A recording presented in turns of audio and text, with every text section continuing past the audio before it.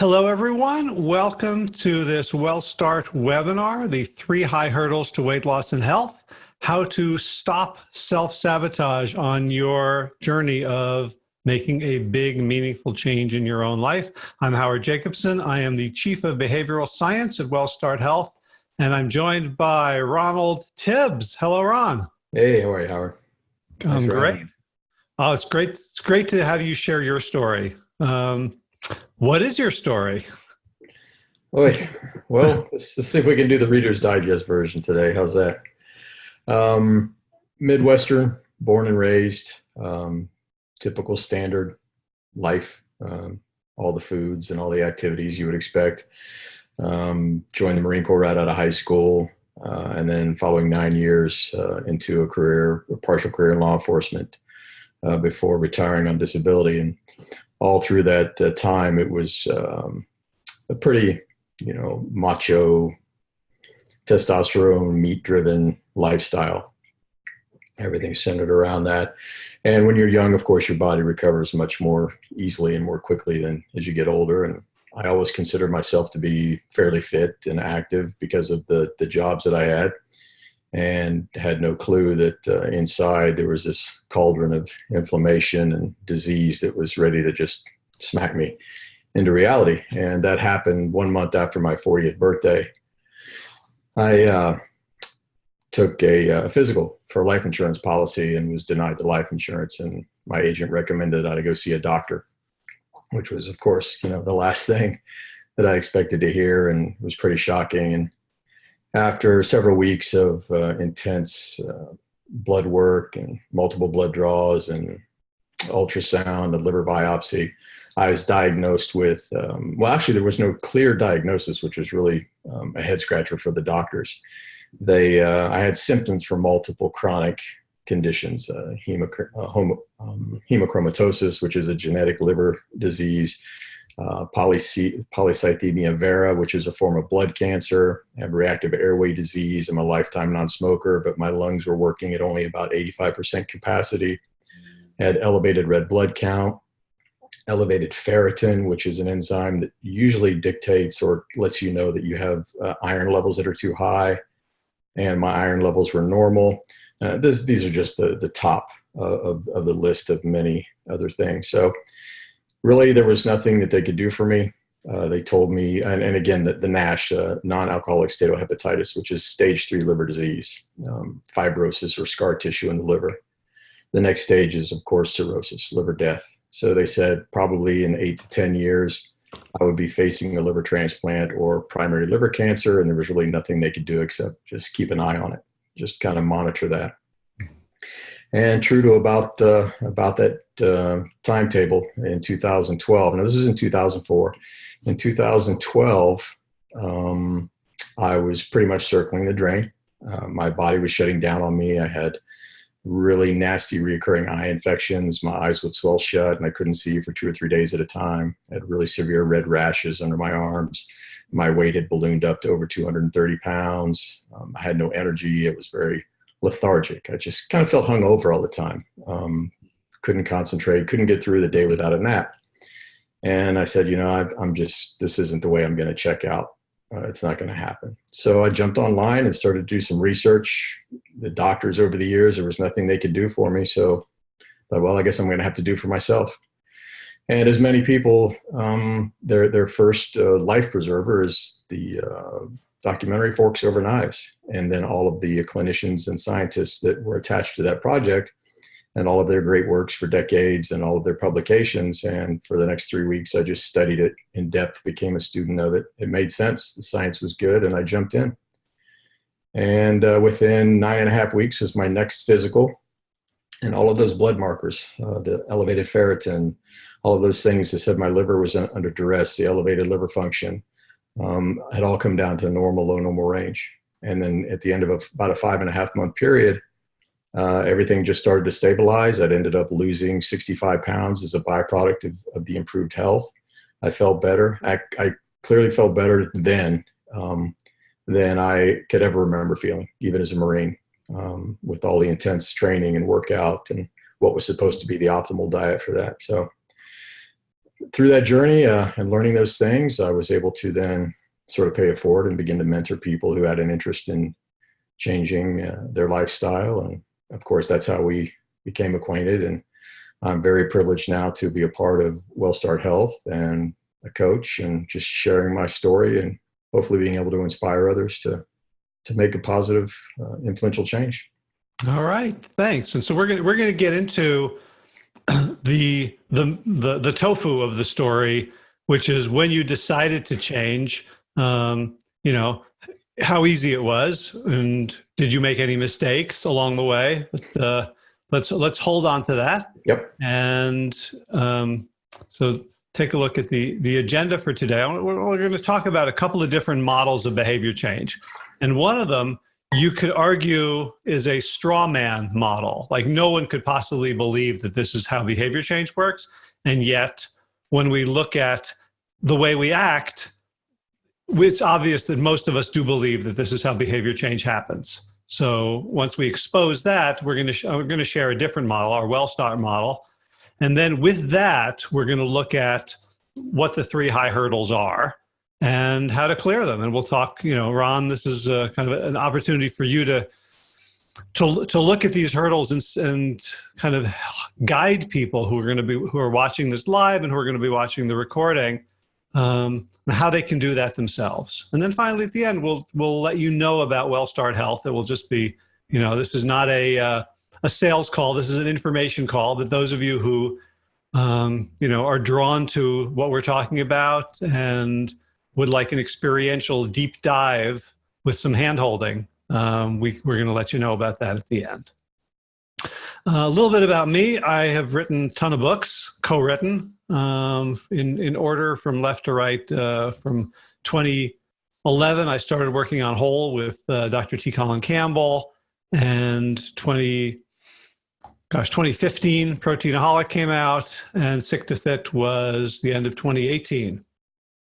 So I'm looking at the corner of my eye. It looks like a smoothie is heading my way. I'll try not to be too distracted. Oh, that's just not fair. I know. Here it comes. Here comes the smoothie. Thanks. Wow. And just when you said, here comes the smoothie, the picture of Josh popped up. So I'm thinking, yeah, he's a big smoothie. Yeah. So the WellStart is kind of built around Josh Lajani, who's one of the co-founders and another one of the coaches. And this is him in 2012, hard drinking, hard eating, good old boy from Louisiana, college dropout, ex-football player, had dealt drugs and decided to turn his life around in 2012. And by 2016, this is him on the cover of Runner's World magazine under Be a Badass. And Josh was the first person I had met who had undergone such a transformation. And he taught me a lot. I have a doctorate in health studies and a master's in public health, and nothing that I had learned really made a lot of sense in terms of actually getting people to change. It all worked in theory, but it didn't work in practice. And Josh was someone who was so clear and articulate about what he actually did that we started building this program around him. And then, we started discovering all these other people who had done the same thing, largely by not paying attention to mainstream advice. So almost I would say all of our coaches have a transformation story as significant as Josh's. Ron, your story isn't necessarily a before and after visual, but it's before and after blood work and biometrics and outlook and feeling and all that stuff. Absolutely. We have Sarah, who was addicted to drugs and alcohol, who had been,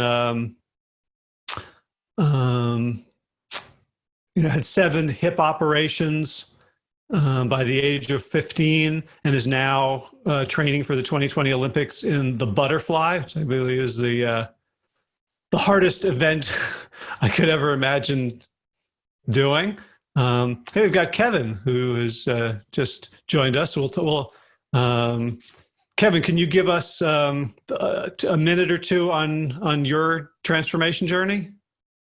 Sure. Let's see. Quick version. So I was somebody who actually kind of like started out my, the end of my teenage years and into my adult years, specifically getting into fitness. I actually have a bachelor's degree in exercise science, and that's all because I was fat as a teenager and wanted to lose a whole bunch of weight and look better. But I was doing it in kind of going about it the wrong way. I was interested in the appearance side, just the looking better and, wanting to take my shirt off and look good or whatever, and nothing at all about health. And so then, a decade later, whenever I ran into some issues with PTSD and having just some major struggles with being able to keep up that sort of plate spinning lifestyle of trying to keep the weight off the hard way, I gained all that weight back. And so it was probably, another handful of years when I actually came across Forks Over Knives, and I had watched that. And I started listening to, some of the Rich Roll podcasts and some of Howard's podcasts and some things like that, and reading some books. And finally, after a couple of years of, eating still all the standard American stuff, but listening to Howard and Rich and people like that talk about why it wasn't the best option, and starting to learn the science, I finally decided that enough was enough. I got to the point where I couldn't walk my dogs for a half a mile down the road or go up a flight of stairs without just feeling like I was going to die. So I made that change, lost about 100 pounds, and, it went from a person who couldn't sleep at night without a breathe right strip holding my nose open, opening my airways, to literally within a week of giving up dairy, I was sleeping just fine and have never used anything like that again since. So kind of some big, changes to how I felt. And Awesome. Thanks. So let's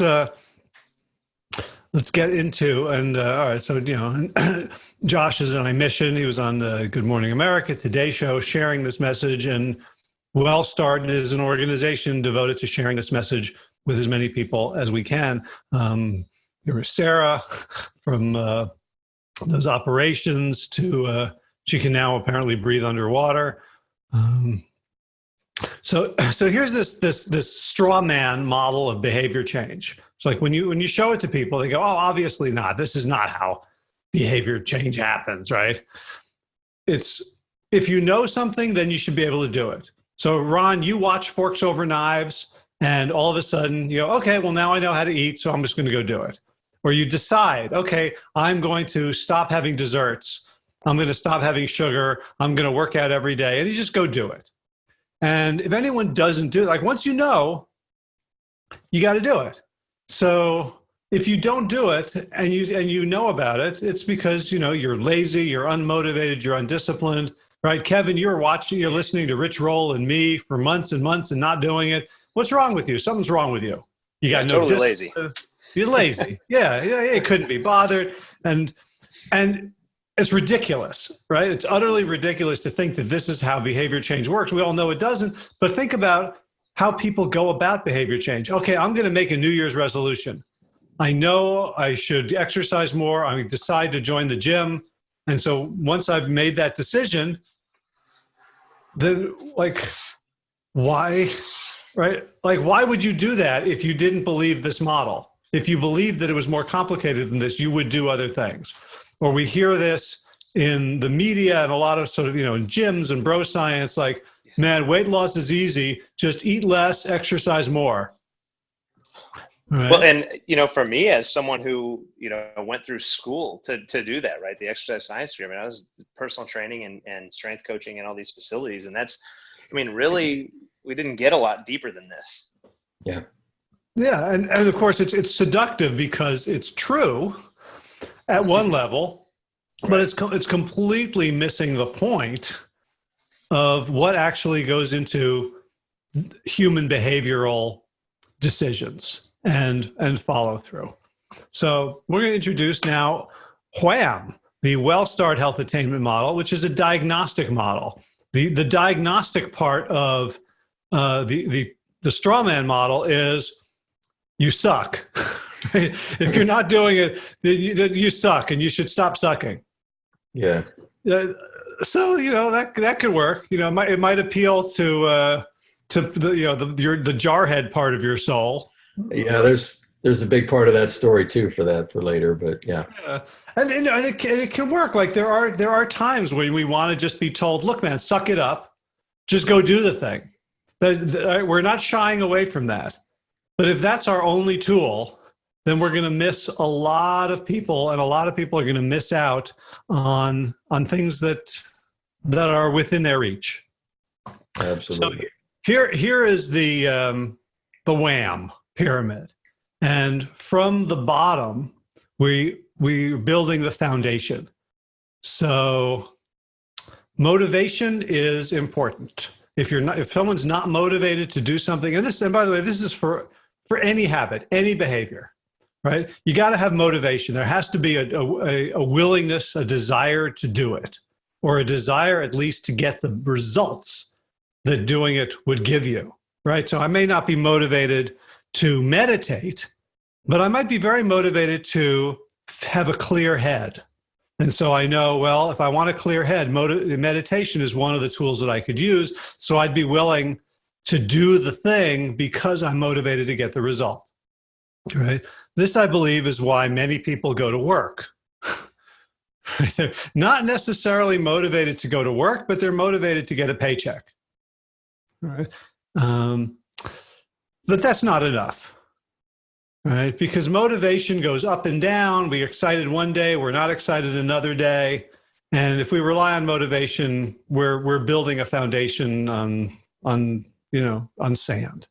The next step, self-efficacy, simply means, do I think I can do it? And if people don't think they can do something, they generally don't try. All right. There's one of my favorite books is the Phantom Toll Booth. By Norton Juster. It's like a kid's book. And it's about this, very blasé kid, bored with everything, no interest. And he ends up, going through this adventure, and he has to rescue the princesses. And at the very end, and they tell him that there's a secret that they can't tell him till the end.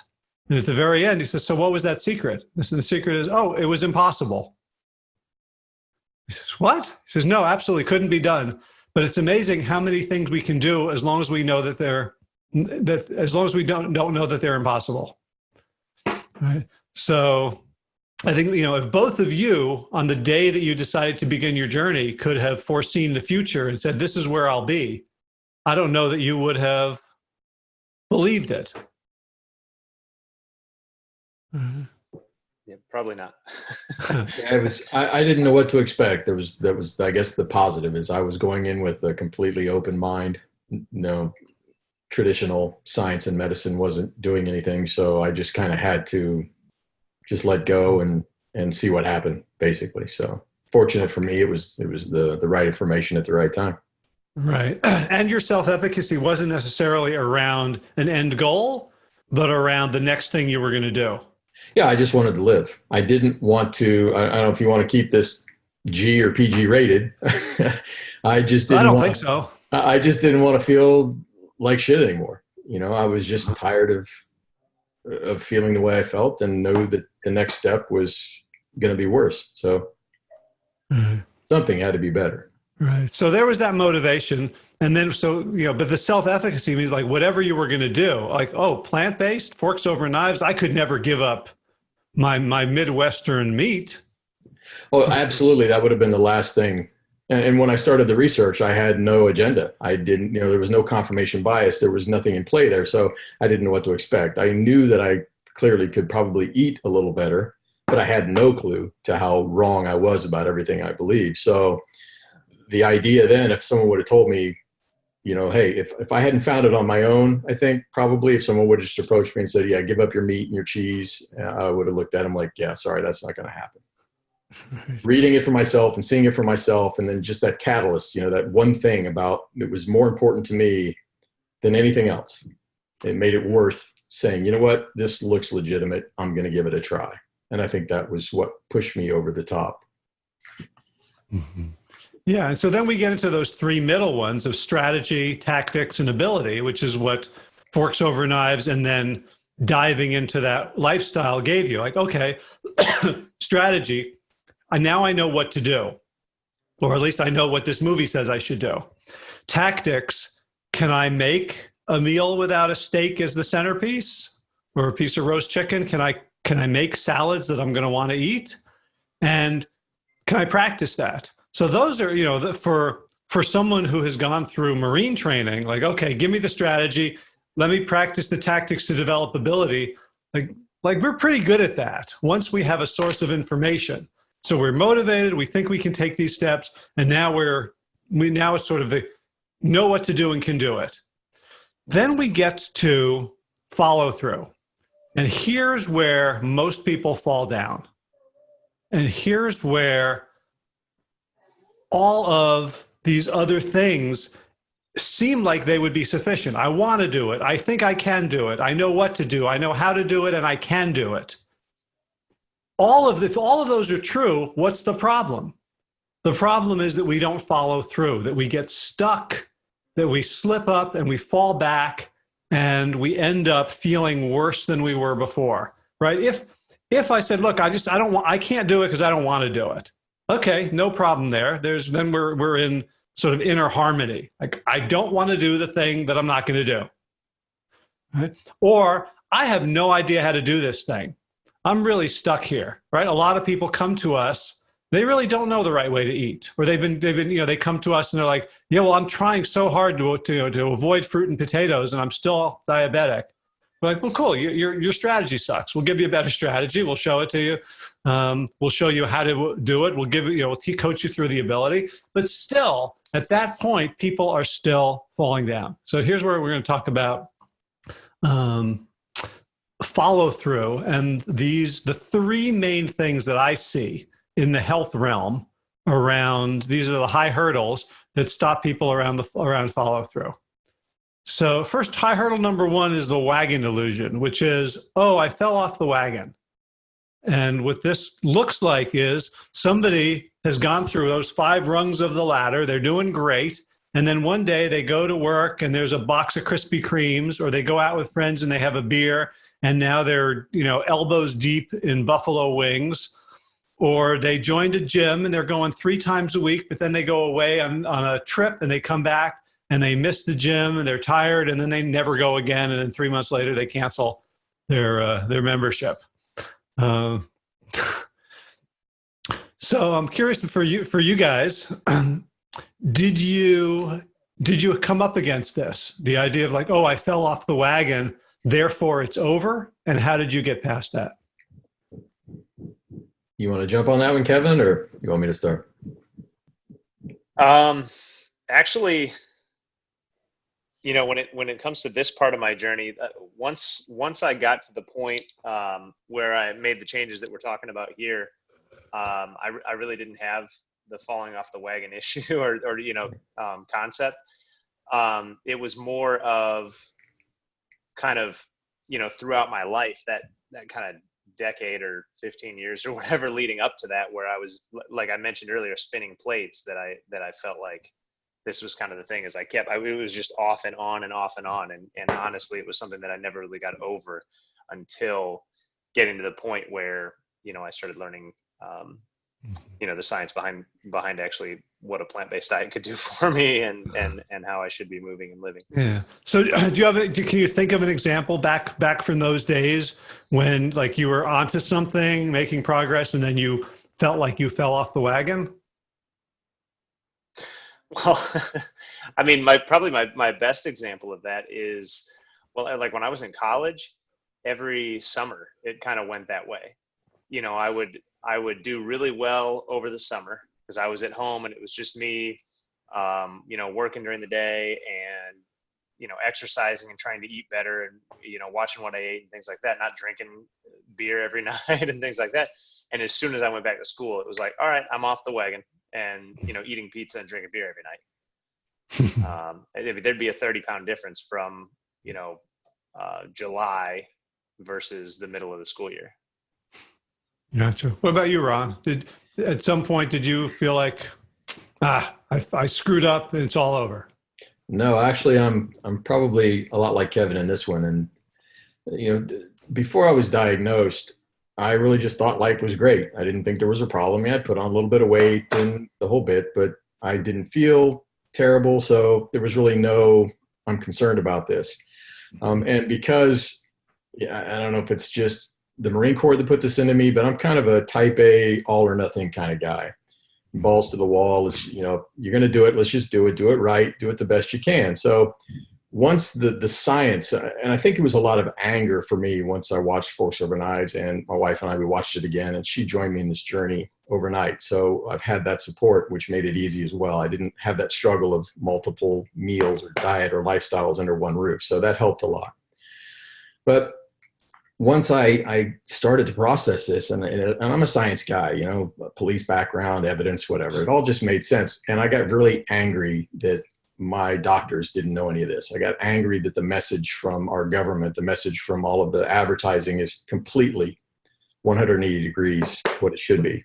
And I turned that anger into a fuel to say, okay, let's do this. And it just stuck overnight. It was 100% cold turkey from one day to the next. So did you never slip up? Never. Now, early on in the first couple of years, it was complete as clean as it could possibly be. It was Dr. Esselstyn all the way. No added salt, no processed refined oils, no added refined sugar. As clean as I could possibly to be, because for me, that was it. And as social lives change and we moved from Sweden and living in different places, then I was able to let up a little bit and then start having what you would say the vegan meal. For me, it would be the same as a junk food meal. And that was hard for me. Now, do I call that a slip up? It was a change in my rules. It was a change in what I was going to allow myself to participate in this lifestyle. Now, do I do it every day? No, absolutely not. It was once in a great while. So I think allowing myself to have that flexibility then later, once my health was here and I understood the process and understood how this was going to be the rest of my life. It's not just something I did for a few months as a fad and now I can go back to the way I was. It's having that flexibility, I think, has been able to support me in moving forward for the rest of my life. So I don't know that I call that a slip up. It's certainly a slight change in where I was when I started. Okay. But I haven't been really tempted, or I haven't missed, a big handful of blue cheese or right. So I want to call you an outlier there, because most people slip up, right? So yeah, and again, I think it's that type A personality, maybe. I wasn't gonna let these people have any more of my money. That's the way I looked at it. Right. So yeah. So Josh talks about this a lot: outrage instead of willpower. Yeah, exactly. Right. So I do want to talk a little bit about the Wagon Delusion, because I was under it a lot. Like I want to start journaling, and I would journal every day for 6 weeks, and then one day I would forget, and I'd be like, oh well, that was a good run. It never occurred to me that anything other than failure was the result of a slip up. And so the tools we really inculcate people with at WellStart is, first of all, turn a bad day into good data. So understand that slip-ups are natural, not for Ron, but for most of us. And again, Ron's fighting for his life, right? So there was a different level of motivation than a lot of us have, especially if it's like, oh, I want to lose weight. Well, Kevin wanted to lose weight, and then he'd gain 30 pounds by Christmas. But like, okay, well, I can lose it again in the summer. I could not. It wasn't necessarily the same level of perceived urgency. So just to kind of help illustrate that point, Howard, like that's exactly the difference. When you asked me about my experience with, the falling off the wagon concept, that's the difference between where I was at before and where I was at then when I finally made this change for good, because I was just wanting to lose weight and look a little better or whatever at that point versus, not as immediate and severe of concern over my health as Ron. But I mean, I felt like I couldn't do the things that I wanted to do with my body. I was afraid to go up a flight of stairs, and I knew that everyone, in my family died of heart disease. So it was like, and that was it. I was 30 whatever years old at that time versus 20 something, and it just was a different concept. Right. And so I want to let people know that it is optional to hit rock bottom. Right? You don't like Ron and Kevin used, okay, now things are really dire as motivators. We don't have to do that. We can choose the luxury of saying, right now, I'm going to make the change before I get to that point. And if and when I slip up, I eat something I didn't want to eat, I'm tempted by something, I skip a workout, I stay in bed, whatever it is, we simply say, what do I learn from this? And we've got all sorts of tools, right? We've got our fast assessment, we've got when-then plans, we've got pre-mortems, we've got all sorts of tools that we can apply rationally. And, if you think of it like GPS, right, we're heading towards a destination. If we make a wrong turn, right, like, the other day yesterday I was driving and I realized I was focused on something else and I missed my turn. And I was heading like west towards, Asheville instead of south towards where I live in Pittsburgh. And I could have said, oh, well, I've just made a wrong turn. I might as well just go to Asheville. And once I get to Asheville, you know what? I wonder if Ron's still in San Francisco. I'll just take 40 all the way. Come on out. Like, as opposed to, the next light, I can take a left, turn around, and head back in the right direction. And it's that easy when I'm driving, and it's so much easier when behavior change. Because if I discover when I'm driving that I've just gone 5 miles out of my way, how many miles do I have to go to get back? 5 miles. When I discover that I'm, elbow deep in junk food, how long does it take me to turn around? It's instantaneous. The second that I stop, the second that I say, oops, I'm right back on the path. I haven't lost. It doesn't take any time to get back onto the right path. It's instantaneous. So for people who are like, oh, I've fallen off the wagon, oh, well, it's all over. The corollary, the antidote to that is, oh, I made a mistake. Let's learn from it so that I can prevent it from happening in the future. And let's get right back on as quickly as possible. I love an analogy you used in the recent past, Howard, is you're not climbing onto a wagon. You're walking your path, and you just took a brief sidestep off the path. All you have to do now is just take that sidestep right back on the path and pick up right where you left off. It's just that simple. Yep. Like Josh makes so a point. Easy to visualize. Yeah, like you're the wagon. Yeah. There's nothing to fall off. Nope. Beautiful. All right. So high hurdle number 2, exercise as atonement, which okay, well, if eat less, exercise more is the strategy, and I can't eat less, then what exercise is the thing I do to recover, or the thing I do to punish myself, or the thing I do to compensate for not eating? And so when we exercise, we're going to push ourselves and as a result, really not look forward to it. Like exercise is the thing we do that's punishment. And I'm wondering whether either of you have, before or during the journey, experienced any of that. Yeah, for me, and again, this is probably, I'm going to fit into that outlier category a little bit. I think when I made this transition, we were living in Sweden at the time, and this began in October. So we were entering right into the winter, and we lived out in the country. And so my exercise during all of this transition and this weight loss and these health improvements was limited to just walking the dog 2 to 3 times a day. That was it. No running, no cycling. So the weight loss and all that is a byproduct of good health.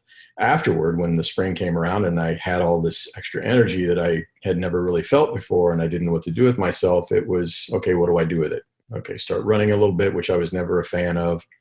Got a bicycle, then said, okay, well, why not just add swimming and become a triathlete, a multi-sport athlete?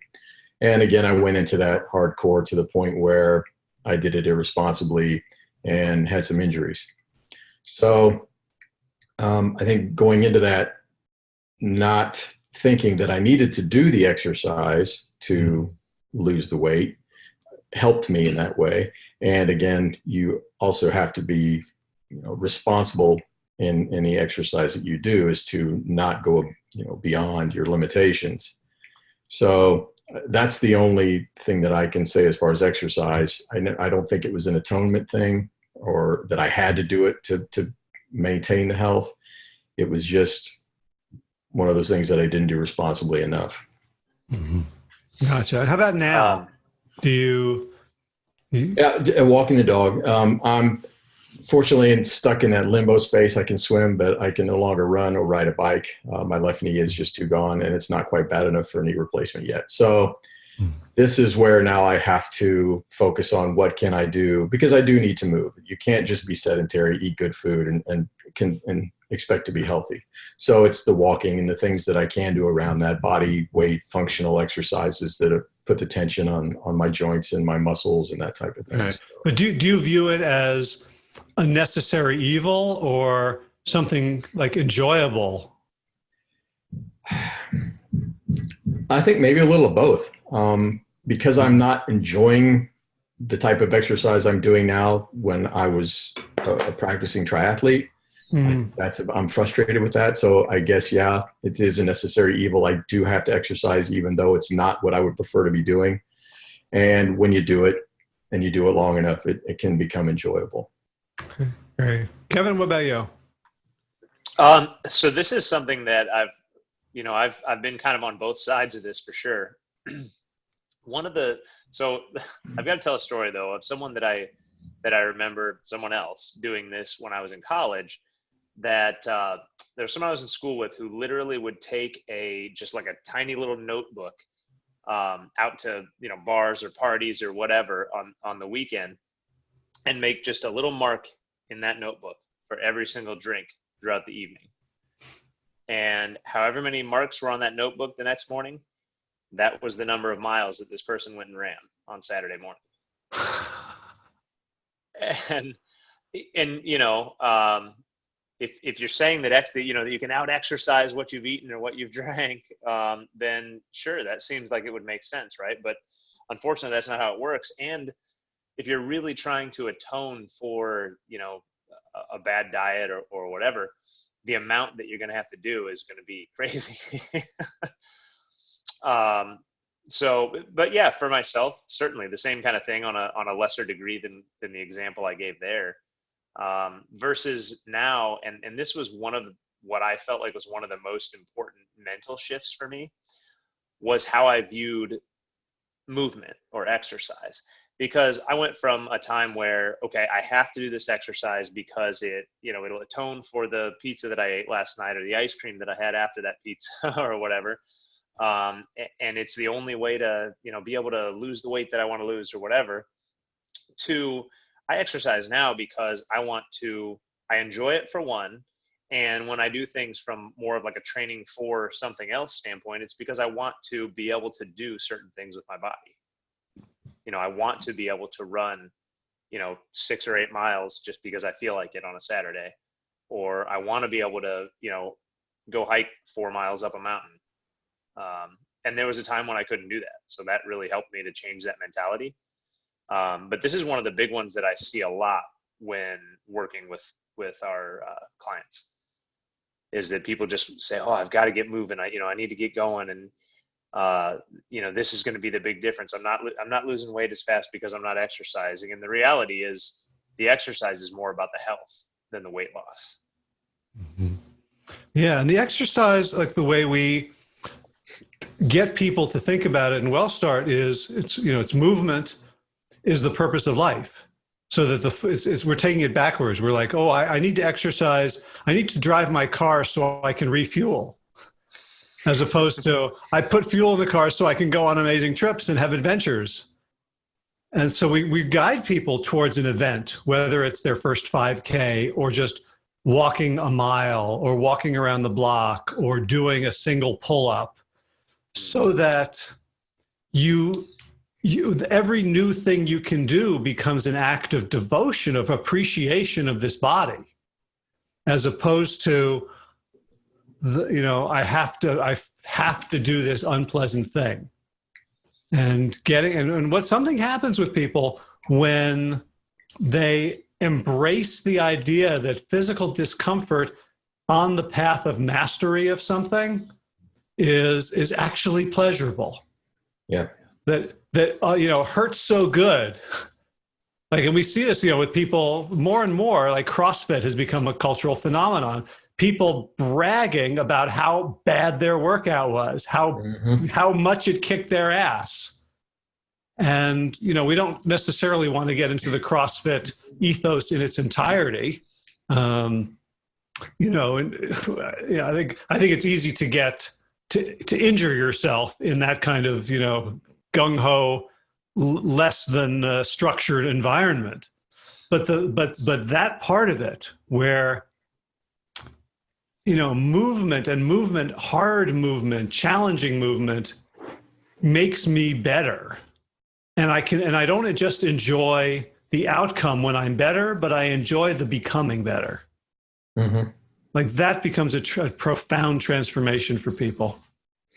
And it's those results too, I think. And I see this and I hear people talk about this, is when they finally have something tangible, whether it be a biomarker or they lost weight or their clothes are fitting a little more loosely, or they hit that mile mark on their first, mile jog without stopping. And then the next mile after that, to 2 miles, is much easier. And once they have that and it becomes real and tangible, I think is when the fire really gets going, and it's very beneficial. Yeah. Yeah. All right. So the third one is motivation as a punctured tire. And so remember, we talked about motivation. It's the bottom rung, the bottom level of the pyramid. And we need to be motivated. But we think that when motivation goes away, it's all over. Like, oh, I was so motivated to go to the gym. And then after a couple of weeks, I just wasn't motivated anymore. And so I stopped. Or I got real excited about, giving up dairy, but then I just didn't feel it. And I was like, well, there's a picture of a happy cow on this carton of milk, and they say it's, humanely treated. And, and then I kept reading these articles in, the Washington Post from dietitians saying that milk and dairy is a good part of a healthy diet. And so I just didn't, and there's this idea that once we don't feel it in the moment, we can't do it. And the truth is that none of us believes this about the rest of our lives, right? None of us goes, I just don't feel like feeding the kids today. I guess I won't. All right. I don't feel like going to work. I guess I'm not going to go to work. I'll go to work when I feel like it. Like, if I wake up in the morning and I'm excited about work, I'll go. Of course I'll go. But if I don't feel excited, why would I? Or, I'm just not feeling my marriage vows today. I think I'll go have an affair. All right. That's not how we act in the rest of our lives, but we think we can get away with it. We think that it's okay to go, I don't feel like sticking to my diet, so I won't. So this idea that whatever our momentary preference is can override our higher aspirations is so ingrained. And you see this in a lot of healthcare settings and health coaching, where someone comes in and they've fallen off the wagon, they've slipped up. And so what do? We try to motivate them. Well, remind me, why is this important to you? What did you want to do? Did you want to play with your grandkids, go on the vacation, get off your meds? What would that do for you? And we're constantly pumping up a tire with a hole in it. And this is like probably the most common thing we see, is that when people stop being motivated on a moment by moment basis, they stop doing it. So I'm wondering how you guys dealt with those days when you just, weren't that excited, right? You watch Forks Over Knives and you're like, woohoo, I see, 2 days later, it's not the same high. What did you guys do to continue in spite of the absence of motivation?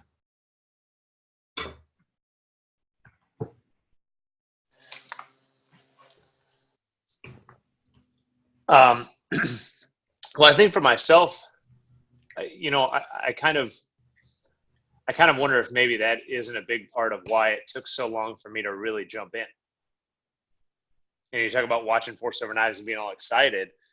Well, like I mentioned, I watched Forks Over Knives not that long after it came out, and I actually finally made a change to my lifestyle. What was that, 3 or 4 years after it came out? Even though I had begun to learn that information so much longer, and I would go through, time periods where one dinner a week, we did meatless Mondays or something, you know what I mean? Or, for a week I would be on a really good stretch of having just all these wonderful, healthy meals and things like that. But then, I don't know, when it became more of like a health concern and a bigger deal, I honestly was able to make that change pretty quickly. But again, so it feels pretty quickly. It feels like there wasn't a lot of this like motivation lacking or any of that, but it took 4 years to get there. So. Right. And so to understand that motivation in the moment is not a prerequisite for taking action. That could have saved you a lot of time. Oh yeah. Right. So, and we have a special guest to bring on. So Elizabeth is a WellStart participant and currently studying to be a WellStart coach. And you just posted a post in the chat about doing something even if you don't feel like it. Maybe share just briefly your story so we have some context, and then let us have to work on that. Last year got hit with something, probably a virus, that pretty much took me out of commission. So world spinning, energy draining, completely defeating virus. I spent 3 months going from doctor to doctor to try to figure it out. They didn't know what was going on. I started with physical therapy. I was considering going on disability. And the big turnaround happened when I joined the WellStart program. It got me from my big shift from relying on others and trying to ask others to fix me or figure out what was wrong to taking control. With the WellStart program, it's about agency and pretty much doing this yourself, proving to yourself that you can take control over what you need to do for your big goals. And it does kind of snowball. So when you guys were talking about doing things when you don't feel like it, I had a pretty extreme case. I had initially come into the program and you were asking me what's my overall goal, and I really couldn't think of it. I had a very general, I want to feel better. And it kind of led to, I want to be independent. I want to maintain my independence because I felt like I was heading in a direction where I was going to be disabled for the rest of my life. And the big change for me came when I was asking, well, I want to go outside. I want to be able to move. I want to be able to walk, get up every day, have the energy. I want to feel this. And you said, well, why don't you just do a very small step? Why don't you just get up every day, walk to the mailbox, and walk back in? And I'm thinking, but I don't feel good. So we started talking about stories. And I said, I don't think I can do this. I don't think I'm ever going to get well. And you used my sciencey mind. I don't want to say against me, for me. So you said, well, do an experiment. Test to see if that story is true. Will you be able to do this? And basically, in a matter of meetings, will you be able to do this in spite of you feeling as bad as you do? So I had no expectations that getting moving again, trying to heal myself would actually make me feel better, feel less tired, feel less ill. But I did want to test that story. I wanted to see, well, is this true? Because I'm not getting anything else. So I did that. I went outside. I didn't feel good. I was tired. And the first couple times I just came home and went back to bed. But I did it. I was dressed. I was acting like I was, an actual person for the day rather than just being in bed. And then I did it some more. Got a little bored with just going to the mailbox and back. So I walked a little farther. Realized the sun and the fresh air made me feel a little better. So maybe I needed some vitamin D. And it just snowballed from there. And out of the blue, in about a month and a half after doing this, in spite of not wanting to do it, I mean, really not wanting to do it, I could barely drag myself out of bed. I just realized, hey, I am feeling better, and I didn't even notice it. And it wasn't willpower. I really wanted to test this. I sincerely wanted to see if I could do this because I had the choice to give up and just not do anything anymore. And I made the decision that's not the direction I wanted to go. So, are you on mute? Yeah, thanks. Yeah, you wrote, it's power. My neighbor's mowing. It's powerful and freeing to do it in spite of not feeling it. It is, because it meant that I did have control over this. I had some form of control. I felt completely out of control. I felt completely dependent on others, and I felt completely helpless. And this just gave me that little bit of, no, I can control something. I can do something for myself. When I really thought, it was all over. I can't do anything else, and this is just my life now. And just the little things, So I don't have any problem with motivation for exercise now. I'm grateful every time that I can get out there and do it. And every time I can do it, even though it hurts and I'm tired, I come out of it and say, hey, look, I did this. I can still do this. So it turns into gratitude and power, and it feels courageous. You don't really understand courage until you experience it. Mm. Yeah, and for that's the perfect sort of antidote to the second hurdle around exercise as atonement, right? Like you're the poster child for you don't know what you got till it's gone, right? Like you'd lost it, and now to be able to do it, to have it back, it's gratitude. It's not an I have to. And I never feel like I have to do any of this.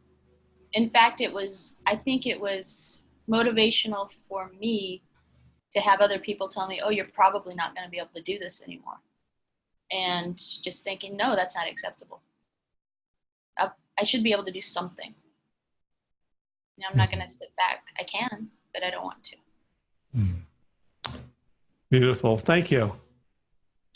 And you've worked with Ron. I'm not sure if you've worked with Kevin much as a coach. I know you've worked with Ron. I worked with Ron one-on-one while he was in the coach training program. Oh, okay. Yeah. And we've done like text type coaching mainly. Right. So I was a practice client. Okay. And now you've got practice clients. I've got lots of practice clients. Yeah. It's beautiful. It's great to see that when that light bulb finally comes on, that they have the tools, they have the ability and the knowledge, just they hadn't seen it yet. Yeah. So with very little effort, it's great when that light bulb comes on and it's like, oh, hey, guess what?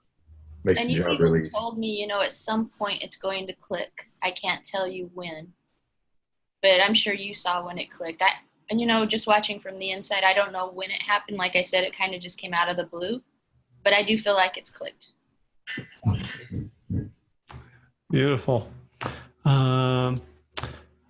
Well, so we're close to the end. So I have like 5 slides that talk all about the WellStart Health program. That you can read about this. That you can go to this website, wellstarthealth.com/program. You can take a look at it. If you have questions, you can email me, howard@wellstarthealth.com.